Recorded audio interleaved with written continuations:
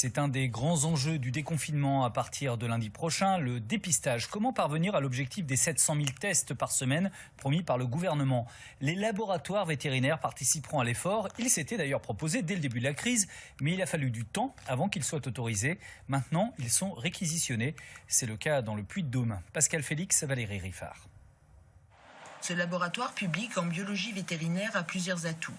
D'abord, son expérience de la détection de virus ou de prions lors d'épizooties comme celle de la grippe aviaire ou de la vache folle. Et puis aussi sa certification P2+, une garantie de sécurité dans la manipulation d'agents pathogènes.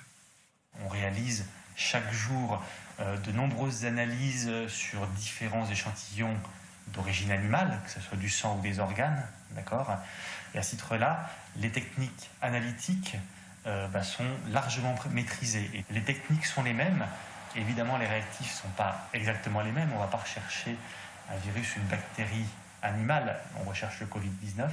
À titre expérimental, le laboratoire vétérinaire a déjà traité quelques prélèvements de cas suspects au Covid-19. En salle P2+, j'ai inactivé le virus.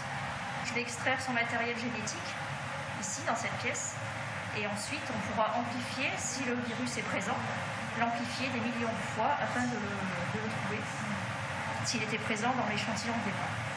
Les préfectures du Puy-de-Dôme, de la Loire et de la Haute-Loire l'ont réquisitionné pour travailler en partenariat avec des laboratoires de biologie humaine.